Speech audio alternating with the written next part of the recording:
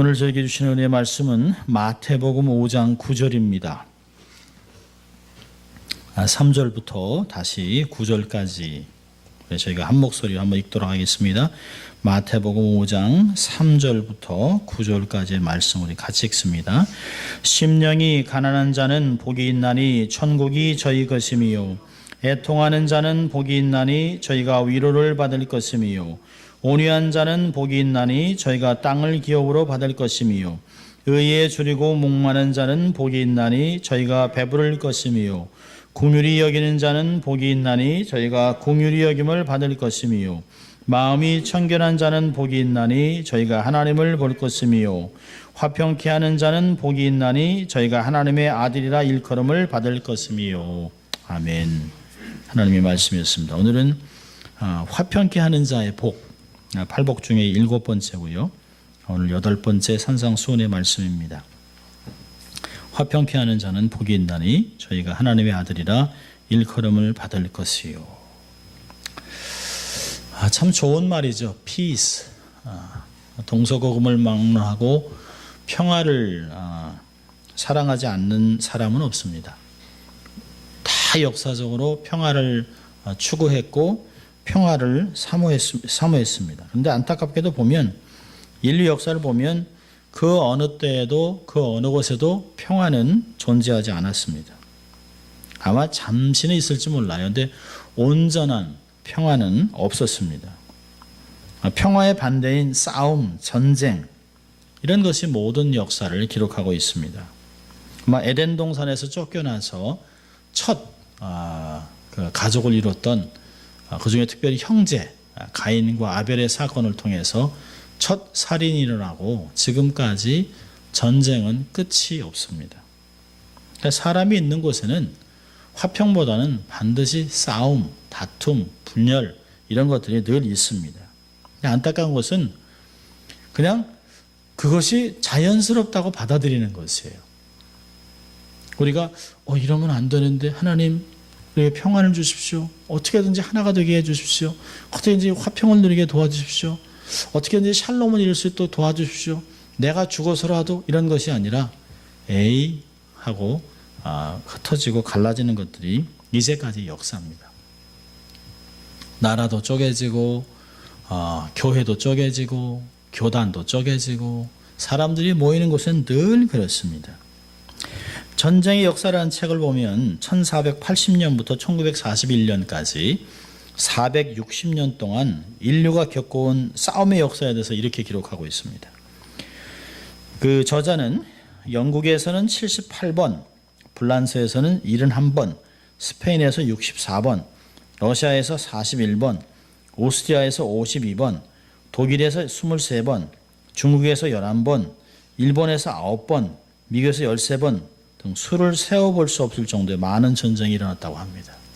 이건 작은 전쟁을 얘기하는 거 아니에요. 아주 메이저 전쟁들만 얘기합니다. 이런 걸 보면 사람이 인류 역사 400년 동안 전쟁이 없이 평화를 누렸던 시간은 딱 3년밖에 없답니다. 어느 지역은 평화가 있었겠죠. 그런데 인류적으로 보면 평화가 전쟁이 없었던 해는 딱 3년밖에 없었다라고 얘기합니다. 그런 거 보면 인류 역사는 전쟁의 역사라고 할 수 있습니다.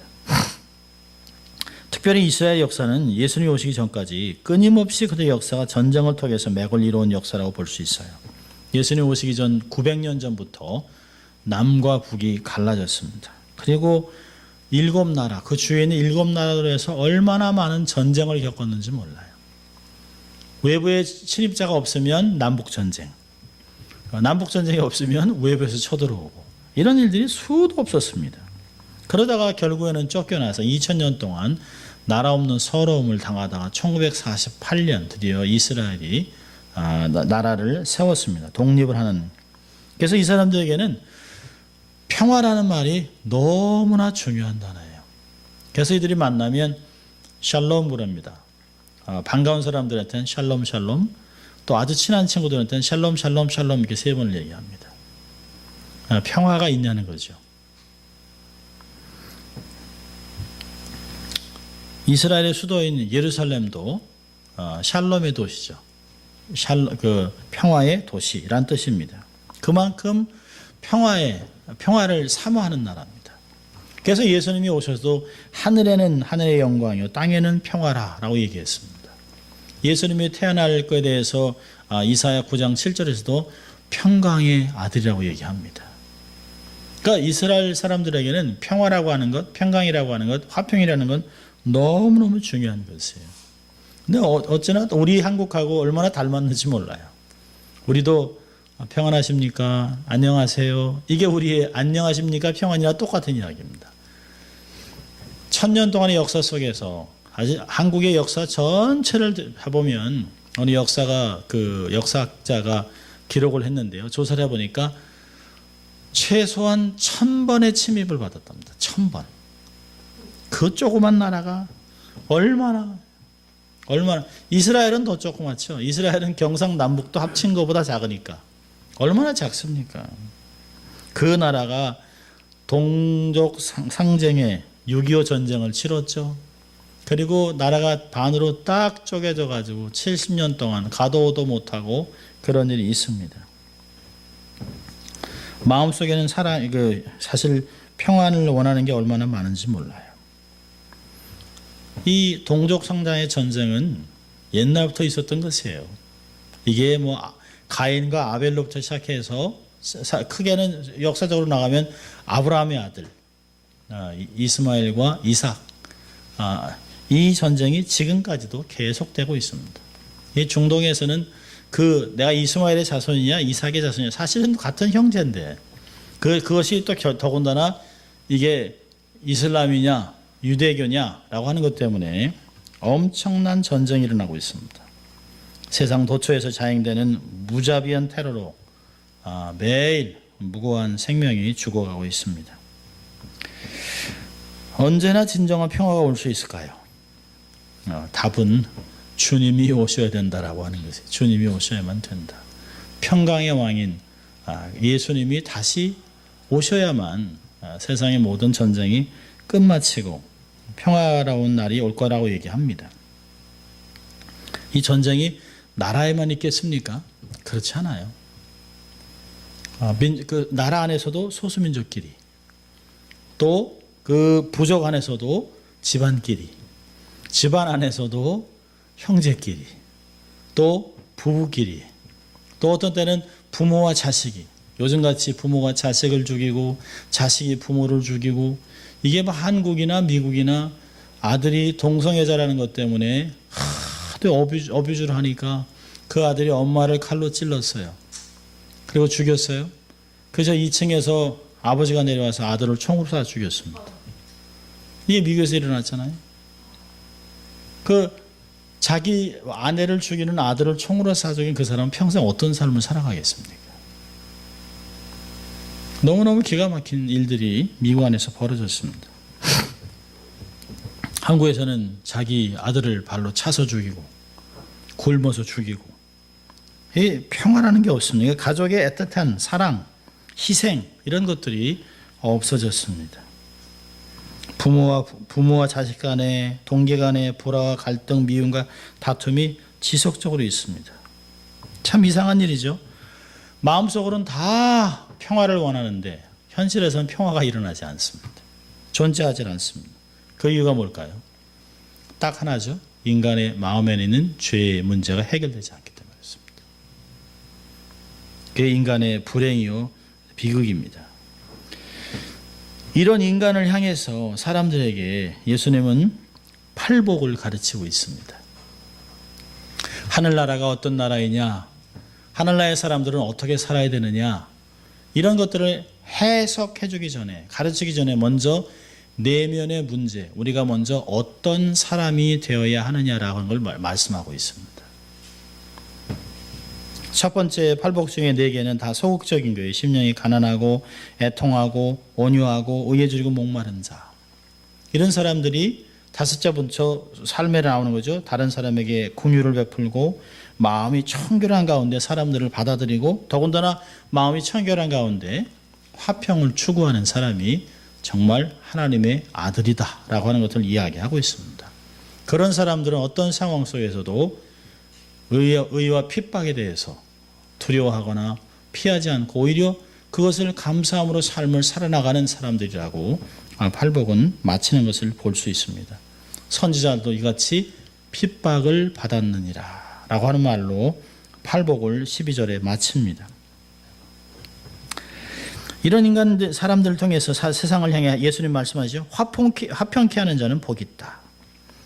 화평케 하는 자라고 하는 그 단어는 에르노포이스라고 하는 단어인데 합성어입니다. 에이렌이라고 하는 평화라고 하는 것과 그 오포이오스라고 하는 행한다. 그러니까 화평을 행하는 자, 화평을 만들어가는 사람, 화평을 위해서 일하는 사람. 그러니까 평화를 행하는 자라는 뜻입니다. 평화를 사랑하고 평화를 만들어가는 사람, 그 사람이 복이 있다라고 얘기하고 있습니다. 사람에게는 두 종류의 화평이 필요합니다. 하나님이 우리에게 십계명을 줄 때도 항상 두 종류의 계명을 주셨어요. 그 대신 하나님에 대한 것, 대인 사람에 관한 것입니다. 그러니까 화평도 대신과 대인 하나님을 향해서 화평이 먼저 이루어져야 사람에게 화평이 일어날 수 있습니다. 성경에는 항상 두 종류의 화평을 얘기합니다. 너희는 먼저 하나님과 화평하라. 그래야 너에게 복이 있느니라 라고 성경은 이야기하고 있습니다. 사람이 먼저 하나님과 자신과의 화평이 이루어져야만 2차적인 사람과의 화평이 이루어질 수 있습니다. 근데 하나님은 우리와의 화평을 원하시지만 그 길이 막혀 있었죠. 우리의 죄가 담을 쌓아서 화평의 길을 막고 있었습니다. 이사야 59장에 이랬습니다. 하나님의 손이 짧아서도 아니요 너의 죄가 하나님을 막고 있다라고 얘기했습니다. 그러니까 사람의 힘으로는 모든 노력을 해도 하나님과 화평을 할 수가 없어요. 모든 사람이 죄를 범하였음에 하나님의 영광에 이르지 못하더니라고 얘기하고 있습니다. 우리의 철학으로도 우리의 재물로도 우리의 재능으로도 우리의 능력으로도 하나님과 화평을 누릴 수가 없습니다. 그 막힌 담을 허물 수가 없어요. 그런데 에베소 2장을 보니까 하나님께서 우리와의 막힌 담을 예수님의 몸을 통해서 허무셨다라고 얘기하고 있습니다. 예수님이 화목의 제물이 되셔서 세상에 보내서 십자가에서 속하는 속제물이 됐다라고 얘기하고 있습니다. 그의 피로 인해서 막힌 담이 허물어지고 하나가 됐다라고 하는 것을 에베소 2장에서 말씀하고 있습니다. 그러니까 우리는 예수 그리스도의 피로 죄의 용서함을 받았어요. 그리고 화목제물이 되신 그리스도 안에서 화목되어 하나님을 이제서야 아바 아버지라고 부르는 자가 됐다는 것이에요. 여러분 하나님과 화평이라고 얘기할 때 반드시 용서라고 하는 단어가 다뤄져야 합니다. 여러분 용서라고 하는 단어를 사용할 때는 성경에서 용서라는 말을 사용할 때는 하나님이 죄를 용서하신다 할 때는 반드시 대가를 지불한다. 대가를 지불하고 속량한다. 그리고 이 모든 그 영수증을 다 지운다라고 하는 의미가 있습니다. 그 대가를 지불하지 않고서는 죄가 해결되지 않습니다. 대속하는 것이 없으면 속하는 것이 속량하는 것이 없으면 값을 지불하지 않으면 용서가 되지 않습니다. 왜냐하면 하나님의 공의가 성립되지 않습니다. 그런데 어떤 것으로도 우리가 그 죄값을 치룰 수 없어요. 절대적인 죄값은 절대적인 분만이 속하실 수 있다는 것이에요. 그래서 히브리서는 우리가 계속 얘기하잖아요. 매년 많은 필요해도 우리가 아무리 많은 수양을 드리고 소를 드려도 우리의 죄가 해결이 안 된다는 거죠. 단번에 예수 그리스도가 우리의 제물이 되셔 우리를 속량하셨다라고 하는 말을 하고 있습니다. 그렇다면 예수님이 행하신 것을 받아들이는 것이 우선입니다. 내 죄를 주님이 속량하셨다. 그래서 그 길로 하나님과 나와의 길은 화평하는 길이 열렸다라고 하는 믿음이 필요하다는 것이에요. 주님께서 이루신 화평을 믿음과 감사함으로 받아들여야 합니다. 그래서 주님이 말씀하셨잖아요. 평안을 너에게 끼치노니 곧 나의 평안을 너에게 주노라. 내가 너에게 주는 것은 세상이 주는 것 같지 않다. 요한복음 14장 27절은 얘기합니다. 사람들은 화평 얘기하지만 사실은 값싼 화평을 얘기해요. cheap peace. 값싼 은혜, cheap grace, cheap liberty, cheap freedom을 얘기합니다.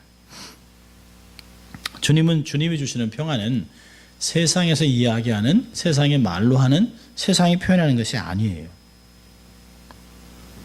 그 평안을 요한복음 14장 한 장을 넘어가면 예수님이 포도나무의 예화로 이런 평안을 누릴 수 있다고 얘기하면, 나는 포도나무에 너희는 가지니 너희가 내게 붙어 있으면 많은 열매를 거둘 것이라 얘기하고 있습니다. 예수님께서 부활하신 후에 제자들에게 나타나셔도 평안이 내게 있을지어다, 샬롬 라켐이라고 하는 단어를 쓴 것을 볼 수 있어요. 그러니까 우리가 먼저 화평하는 자가 되려면 하나님과 먼저 화평해야 합니다. 그리고 그것은 예수 그리스도의 대속을 통해서만 이루어졌다는 것을 받아들일 때 우리의 삶에서 화평을 누릴 수 있다는 거죠. 화평은 쟁취하는 것이 아니에요. 화평은 받아들이는 것입니다. 주님이 화평의 길을 만들어 놓으셨다고 우리가 믿음으로 받아들이는 것이에요. 두 번째로는 하나님과 화평이 됐다면 이제는 사람과의 화평을 이루어가는 것입니다. 주님이 말씀하셨어요. 로마서 12장 18절 보면 할 수 있거든 너희는 모든 사람으로 더불어 화평하라. 이게 가능한 것은 우리가 하나님과 화평을 누렸기 때문에, 이 누린 화평을 통해서 하나님의 평강, 하나님의 은혜, 하나님의 지혜, 하나님이 주신 모든 은사들을 삶에서 받아들이기 때문에 이것으로 하여금 나의 욕망을 통제하고 나의 죄된 습성을 누르고 정말 하나님의 마음으로 사람들에게 다가갈 수 있다는 것이에요. 고린도후서 5장 18절은 우리에게 화목의 직분을 주셨다, 화평의 직분을 주셨다라고 얘기하고 있습니다. 그러니까 예수님으로 말미암아서 하나님과 화평을 이루는 사람은 이 화평을 다른 사람들에게도 나눌 수 있도록 하나님이 우리에게 부르심을 주셨다는 것이에요. 우리가 화평의 직분을 감당해야 될 대상은 많습니다. 제일 첫째로는 작은 서클이 가정에서부터 화평을 누려야 합니다. 요즘같이 정말 대가족이 아닌 정말 핵가족 안에서도 가정이 너무너무 어려운 것이에요. 부모가 자식을 위해서 희생하고 희생하는 부모의 애틋한 마음을 이해하고 부모에게 효도하려고 하는 마음들이 점점 사라집니다. 그러니까 성경 말씀하대로 마지막 때에는 부모를 대항하고 자기를 사랑하고 돈을 사랑하는 것이 나타난다는 거죠. 우리가 정말 사랑과 화평은 제일 먼저 가정 안에서 부모, 자식, 부부, 형제, 자매와 화평해야 합니다. 두 번째는요, 그것이 넘어가서 교회 안에서 성도들과 교육자들과 직분자들끼리 서로 하나가 되는 것이에요. 더 나아가서는 세상에서는 불신자들과도 화목해야 합니다. 만약에 우리끼리만 살아간다면 그것은 하나님이 원하시는 방법이 아니에요. 세상에서 소금과 빛의 역할을 감당하면서 모든 사람들을 그리스도께 인도하는, 우리의 삶을 통해서 하나님이 어떤 분인지, 하나님의 나라가 어떤 나라인지, 하나님의 성품이 어떤 것인지 드러내며 살아가면서 많은 사람들에게 삶으로 증거하는 삶을 살아가는, 그래서 브리지가 되는 화평하는 사역자가 되어야 합니다. 자, 이렇게 하나님과 사랑과 화평을 누리게 된다면 정말 어떻게 이런 것들을 이루어갈 수 있을까요? 어떻게 해야 우리가 화평을, 이 세상에서 사람들과 화평하는 삶을 살아갈 수 있을까요? 참 많습니다만 몇 가지로 요약을 했습니다. 첫째로는 우리가 어떻게 화평케 하는 자가 될 수 있을까? 정말 전쟁이 있고 막 미움이 있고 질투가 있고 시기가 있고 경쟁하는 이 사회에서 우리는 어떻게 하면 화평케 하는 자가 될 수 있을까요? 첫째로는 성령의 능력을 구해야 합니다. 우리의 본성으로는 절대로 화평케 하는 자가 될 수 없어요. 우리는 너무 잘 알잖아요. 남이 잘 되는 것을 들으면 속이 아파요. 정말 뭐 사촌이 땅을 사면 배가 아픈 것 같이 누가 잘 됐다 그러면 허허 하면서도 좀 이렇게 속이 이렇게 휑한 찬바람이 도는 것들을 경험할 수 있습니다. 그리고 얘기하잖아요. 뭐 때문에 이렇게 잘 되지? 나보다 나은 것도 없는데. 남이 잘 되는 것이 질투예요. 경쟁자가 실패하면 은근히 고소해야 합니다. 그리고 실패 원인을 확실하게 파헤칩니다. 그리고서 남에게 이야기를 슬슬 흘려줍니다. 그리고 험담도 하고 아주 작은 일에 폭발하고 남의 일에 쓸데없는 관심을 쏟고 이게 우리가 이래요. 우리가 뭐 목사라고 장로고 집사고 권사고 그거 별로 중요하지 않아요. 우리가 이렇게 포멀하게 이렇게 포장을 하고 있을 때는 이게 안에서 폭발하는 게 안 보일 뿐이죠. 우리가 이걸 포장을 딱 벗고 나면 안에 있는 온갖 인간적인 모든 추잡한 것들이 다 드러나는 것을 볼 수 있어요. 이런 모습으로는 절대로 사람들 안에서 화평케 하는 자가 될 수 없어요. 예수 믿고 구원을 받고 살아가지만 지속적으로 선을 이루기가 어렵습니다. 내 힘으로는 안 돼요. 사도 바울이 그러잖아요. 로마서 8장 22절부터 보면 내 속사람으로는 하나님의 법을 즐거워하되 내 지체 속에서 한 다른 법이 내 마음의 법과 싸워 내 지체 속에 있는 죄의 법 아래로 나를 사로잡아오는 것을 보는도다. 오호라 나는 곤고한 사람이로다. 이 사망의 몸에서 누가 나를 건져내랴. 이게 사도 바울의 고백만이겠습니까? 회개해도 돌아서면 변하고 오늘 내가 정말 선을 베풀어야겠다 하는데도 차 타고 나가면서 빵 하고 우리의 삶이 터져버리는 그 완전 시한폭탄 같은 삶을 우리가 살아갑니다. 그렇다면 우리는 자신의 무능함과 완악함을 인정해야 합니다. 나는 내 힘으로는 안 된다. 여러분 우리가요 알코올 중독자나 이런 중독자들의 모임 보면 첫 번째 하는 게 뭘까요? 자기를 나는 알코올 중독자입니다. 인정하는 것부터 시작합니다. 나는 담배 끊을 수 있다. 나는 마약 끊을 수 있다.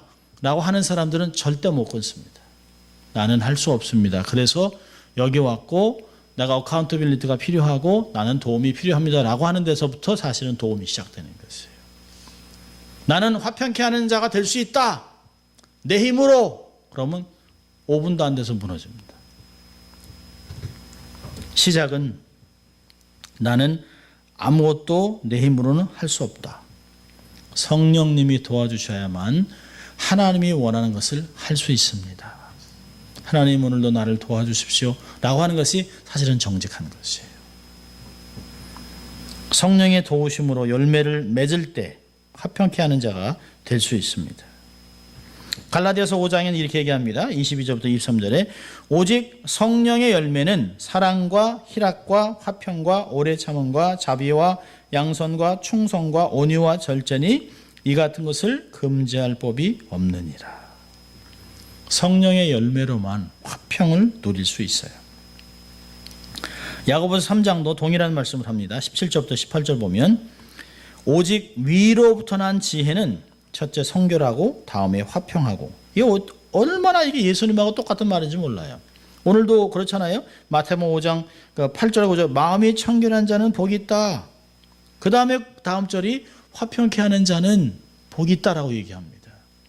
야고보도 똑같이 얘기를 해요. 이 야고보는 예수님을 맏형으로 예수님을 계속 대적하던 자가 나중에는 제자가 됐습니다. 그리고 얘기하잖아요. 하늘로부터 오는 지혜는 첫째 성결하고 다음에 화평하고. 마치 팔복에 있는 내용들을 그대로 이렇게 전하는 거랑 같아요. 오직 위로부터 난 지혜는 첫째 성결하고 다음에 화평하고 관용하고 양순하며 긍휼과 선한 열매가 가득하고 편벽과 거짓이 없나니 화평케 하는 자들은 화평으로 심어 의의 열매를 거두느니라. 오직 성령의 충만함을 받을 때 그제서 우리는 화평케 하는 자가 될 수 있다는 것입니다. 자, 두 번째로는요. 욕심을 버려야 합니다. 우리는 스스로 늘 우리의 내면을 좀 이렇게 돌아볼 필요가 있어요. 내 마음을 스스로 성찰하고 돌아볼 필요가 있습니다. 모든 종교마다 자기 자신을 돌아보는데 많은 시간들을 두죠. 불교도 마찬가지고, 또 요즘은 이제 유행하는 게 있죠. 템플 스테이, 또 수도원 스테이, 이런 걸 합니다. 사실은 우리가 그런 거 하지 않아도 돼요. 그저 주님 앞에 가만히 앉아 있으면, 주님 내 삶을 좀 하나님 말씀해 주십시오 그러면 성령님이 내 삶의 내면에 있는 것들을 다 보여주실 때가 많아요. 그러니까 하나님은요, 소문을 내지 않기 때문에 우리가 살아가는 것이에요. 하나님 우리의 마음에 있는 것들을 막 세상에 확 알려주면요, 세상에 살 사람은 한 명도 없어요. 우리가 아닌 척하고 있는데 주님은 다 아시면서 모른 척하고 계시는 거죠. 우리가 우리 자신을 좀 돌아볼 필요가 있어요. 그리고 우리 안에 있는 마음의 욕심을 다스려야 합니다. 야고보서 4장 1절 보면 이런 말이 있어요. 너희 중에 싸움이 어디로, 다툼이 어디로 쫓아나느뇨? 너희 지체 중에서 싸우는 정욕으로 쫓아나는 것이 아니냐? 이 싸움이 왜 일어나냐는 거예요. 욕심 때문에 그런 것이에요. 우리가 힘이 약할 때는 조공을 받지 가만히 있습니다. 그러다가 힘이 어느 정도 되면 남의 것을 뺏기고 조공을 안 바치고 하기 위해서 뻗튕겨요. 근데 조금 더 힘이 있으면 그들의 것을 빼앗기 위해서 전쟁을 이룹니다. 그리고 모든 것을 내 것으로 만들기 위해서, 우리나라로 만들기 위해서, 우리 언어와 우리 문화로 온 땅을 정복하기 위해서 세상에 전쟁을 치르는 것이에요. 오죽했으면 알렉산더가 그 땅 끝까지 가자 그러는데 그 부하 장군들이 이제는 그만, 집을 떠난 지가 너무 오래됐습니다. 7년이라는 세월이 지났다라고 얘기를 합니다.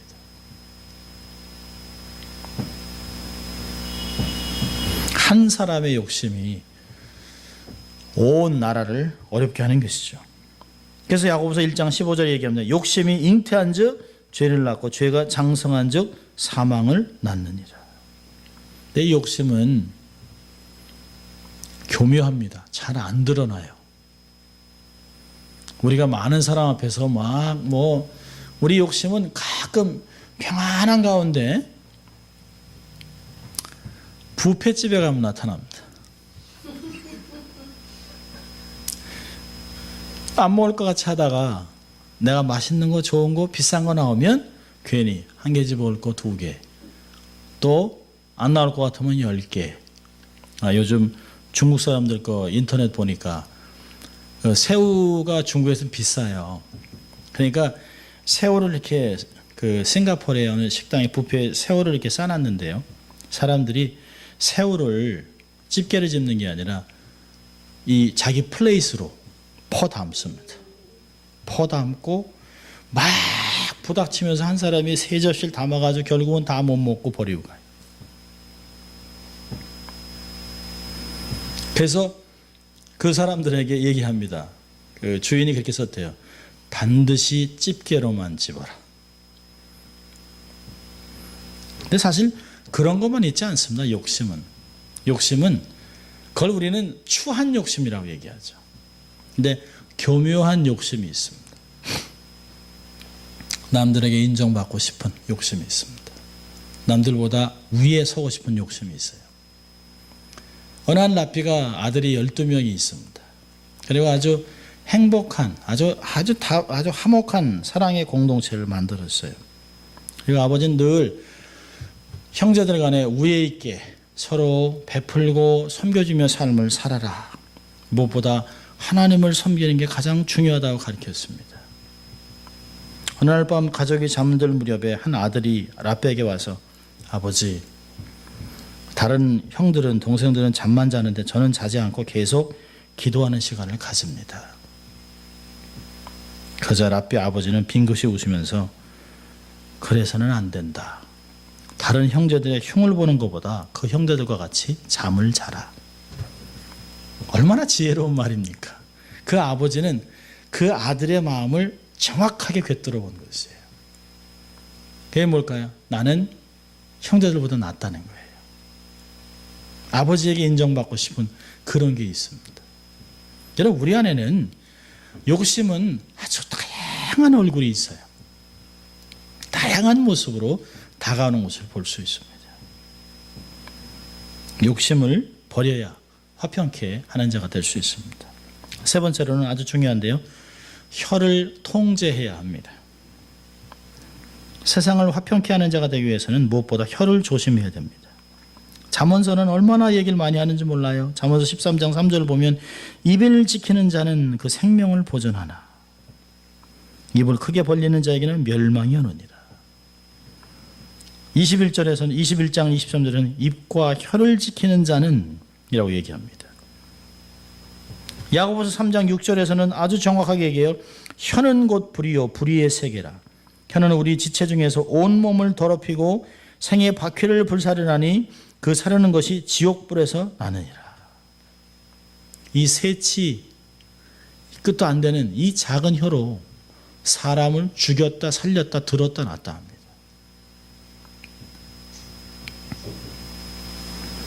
친한 벗을 이간질시키고 다툼을 일으키고,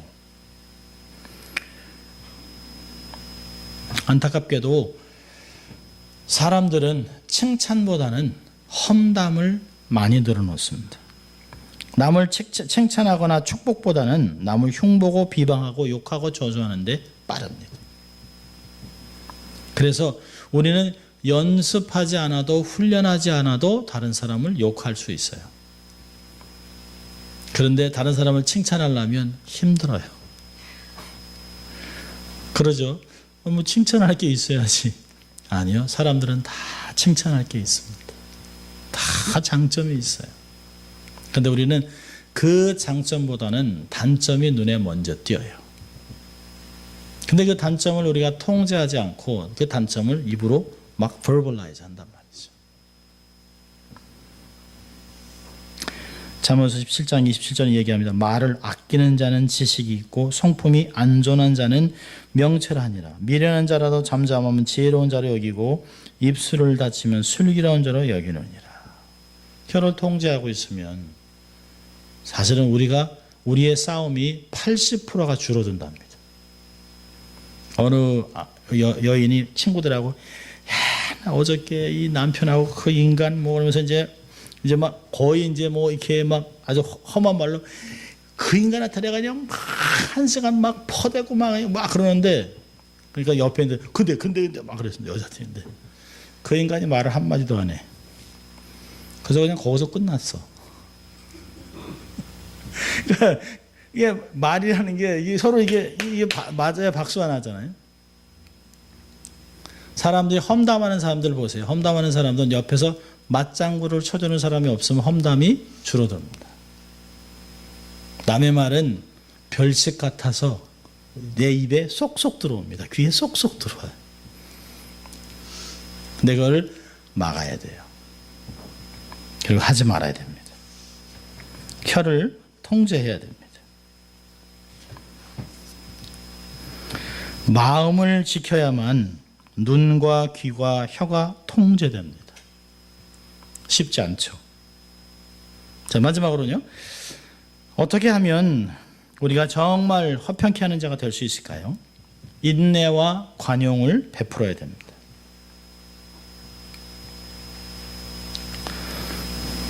옛날에 어떤 장공이라고 하는 사람이 있었어요. 그 집안이 9대째를 내놓으면서 세간이 나지 않고 한 집에서 식구가 수백 명이나 되었습니다. 언제나 화평하고 정말 돈독해서 당나라 고종 황제의 귀까지 그 소문이 들어갔습니다. 고종은 이를 기특하여 그 집에 행차해서 주연을 베풀어 줬습니다. 그때 고종이 장공에게 어떻게 9대째를 내려오면서 이 대가족이 싸우지 않고 다투지 않고 화목하게 지내는 방법이 무엇인가 라고 물었습니다. 그러자 제게 잠시 시간을 주십시오, 전하. 그렇게 하라고. 그랬더니 종이를 한 장 턱 내왔습니다. 그리고 아들에게 먹을 가라오라고 한 후에 아버지가 세상을 이렇게 본 후에 참을 인자를 100개를 썼습니다. 참을 인자, 참을 인자, 참을 인자. 그리고 나서 이렇게 말을 했답니다. 전하, 많은 사람이 살면서 화목하지 못함은 어른들의 의복과 음식에 고르지 못하다든지 젊은이의 예절이 잘못되든지 하는 데서 비롯되는데 오직 참는 것으로 저희 집안에 법을 삼고 있습니다. 누구나 서로 이해하고 참는 데서 자연스럽게 말이 없고 화목하게 됩니다. 그러니까 인내함은 결국은 혀를 통제하는 것이에요. 옛말에 그런 말 있잖아요. 참을 인자 3번이면 살인도 면한다. 그게 얼마나 귀한 말인지 몰라요. 여러분, 이 인내는 반드시 관용으로 나타나야 합니다. 골로새 3장 13절을 보면 누가 내게 혐의가 있거든 서로 용납하며 주께서 용서함 같이 하라. 너의 관용을 모든 사람에게 알게 하라 라고 얘기하고 있습니다. 이 인내는 혼자 인내해서는 안 돼요. 인내는 표현돼야 합니다. 인내가 어떻게 표현돼요? 관용하고 용서함으로 표현돼야 됩니다. 우리가 가끔 그러잖아요. 참는다고 하지만 말을 안 해요. 이를 걸고. 그리고 아래로 막 훑습니다. 이렇게. 막 째려보고 막. 눈에서 막 불이 막 번쩍번쩍 막. 그건 참는 게 아니에요. 그건 인내가 아닙니다. 그건 관용이 아니에요. 어떤 부분이 그러잖아요. 우리는 안 싸워요. 그래서 그래요? 또 부부가 이렇게 안 싸웁니까? 그냥 한 달 동안 말 안 해요. 그게 얼마나 무서운 겁니까? 얼마나. 그렇지 않죠. 인내는 관용을 통해서 괜찮아. 그럴 수 있지. 라고 베풀어 주는 것이죠. 결국은 뭐죠? 마태복음 7장 12절에 우리가 나중에 보겠습니다만 이게 황금률이에요. 대접받고 싶은 대로 대접하는 것이에요. 내가 용서받고 싶은 것 같이, 내가 대접받고 싶은 것, 사랑받고 싶은 것 같이 사랑하고 용서하는 것이, 용납하는 것입니다. 여러분, 화평케 한다는 것은 평화를 만드는 자가 되는 것이에요. 평화가 오기만을 바라거나 평화를 위해서 기도만 하는 거나 평화를 위해 복음을 전할 뿐만 아니라 평화를 위해서 대가를 지불하는 것이에요. 대가 없이 되는 것은 아무것도 없습니다. 내가 기도해야지요. 용서해야지요. 인내해야지요. 마음을 다스려야지요. 혀를 깨물어야지요. 귀를 막아야지요. 보지 않기로 작정해야죠. 본 것을 잊어보기로 작정해야죠. 내 마음을 꽁꽁 묶어놓지 않으면, 마음의 허리를 동이지 않으면 우리의 삶은 늘 흩어져 있습니다. 그리고 하지 말아야 될 말, 또 듣지 말아야 할 것을 듣고 전하고, 그래서 오히려 화평케 하는 자보다는 공동체를 무너뜨리는 사람이 되기가 쉽다는 것이에요. 우리 하는 이야기 때문에 자녀들이 교회에 대해서 얼마나 아픈 이야기들을 갖고 있습니까? 우리 부부가 얘기하는 것 때문에 자녀들이 교회에 대해서 쓴 마음을 갖는 것이 있습니다. 그것은 우리가 스스로 공동체를 허물어가는 것이에요. 적극적으로 평화를 위해서 하지 말아야 될 것 하지 말고 대가를 지불하면서 헌신해야, 희생을 감당해야 정말 하나님의 나라, 이 평화를 이룰 수 있다는 것입니다. 더 많이 있습니다만은 어떻게 하면 화평을 누릴 수 있을까? 굉장히 중요한 이야기죠. 자, 이렇게 화평케 하는 자는 어떤 복이 있나요? 하나님의 아들이라 일컬음을 받습니다. 8절에서는 하나님을 보게 될 것이라. 이제 하나 더 나가서 하나님을 아들이라고 일컬음을 받습니다. 사는 사람들이 오, 크리스찬이구나. 오, 하나님의 아들. 오, 하나님의 자녀. 하나님의 권속. 이렇게 얘기한다는 것이에요. 이게 무슨 뜻일까요? 첫째로는 하나님을 닮은 자가 된다는 것이에요. 점점 하나님의 아들이란 우리가 하나님을 점점 근접하게 닮아간다는 것이에요. 마치 아이들이 자라면서 어릴 때는 엄마 닮은 것 같은데 자라면서 아빠를 닮는. 어릴 때는 이 녀석이 어디가 닮은. 근데 갈수록 삶에 이야기하는 거, 습관, 먹는 거, 관계, 모든 것, 취미생활까지 부모를 닮아가는 일들이 생긴다는 것이에요. 하나님의 원하시는 성도의 모습에 가장 근접한 성화가 일어나고 있다는 것이에요. 아, 하나님을 보는 것 같이 우리의 삶을 보면서 하나님의 나라의 사람, 그 하나님의 아들 이렇게 불러준다는 것이에요. 이게 얼마나 놀라운 말씀입니까? 부자, 박사, 교수 이런 것보다 하나님의 아들 굉장한 것입니다. 하나님 우리를 뜻을 다하고 정말 뜻을 받들고 죽을 힘을 다해 일하는 종이 되기를 원하는 것이 아니에요. 하나님의 아들들이 되기를 원하는 것이에요. 하나님을 닮은 아들, 하나님을 닮은 딸, 하나님의 자녀. 그래서 하나님의 뜻을 가장 잘 이해하고 하나님의 뜻을 이 땅에 실현해가는 하나님과의 가장 친밀함을 가지고 있는 하나님의 자녀. 그런 사람이 되는 것이에요. 그래서 그걸 통해서 하나님을 닮은 자가 돼서 하나님의 영광을 드러내고 하나님을 영화롭게 하는 그런 존재가 된다는 것이죠. 자, 두 번째로요. 하나님의 아들이 일컬음 받는다는 건 뭘까요? 하나님 나라의 상속자가 되는 거예요. 상속자. 로마서 8장 17절은 이야기합니다. 자녀이면 또한 후사, 곧 하나님의 후사요. 그리스도와 함께하는 후사니 우리가 그와 함께 영광을 받기도 하고 고난도 함께 받아야 될 것이니라. 갈라디아 4장 7절은 그러므로 내가 이후로는 종이 아니요 아들이니 아들이면 하나님으로 말미암아 유업을 이을 자니라. 얼마나 당당합니까? 천군 천사를 호령하는 하나님, 천하를 다 창조하신 하나님, 만물의 모든 주가 되시는 그 하나님이 나의 아버지가 된다. 내가 그분을 아버지라고 부를 수 있는 것 얼마나 감사한지 몰라요. 얼마나 영광입니까? 세상의 부자도 정말 좋지만 이 세상의 부자는 고한대잖아요. 영원히 그분을 내가 아버지라고 부를 수 있다고 하는 거, 그분의 후사 상속자라는 거 얼마나 감사한지 몰라요. 로마서 8장 32절에서는 그런 얘기 하잖아요. 자기 아들을 아끼지 아니하시고 우리 모든 사람을 위하여 내어주시니가 어찌 그 아들과 함께 모든 것을 우리에게 은사로 주시지 아니하시겠느냐. 하나님이 아들까지 주셨는데 나머지야 뭐 아무것도 아니라는 거죠.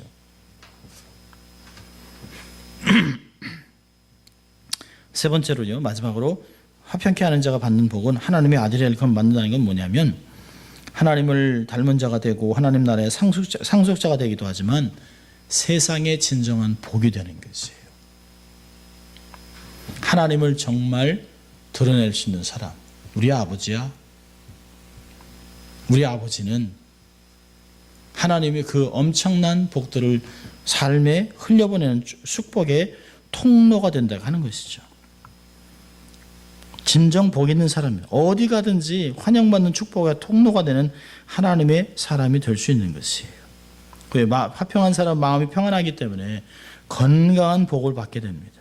자신이 속한 공동체에서 화평을 이루는 영적인 제사장과 같은 삶을 살아가게 됩니다.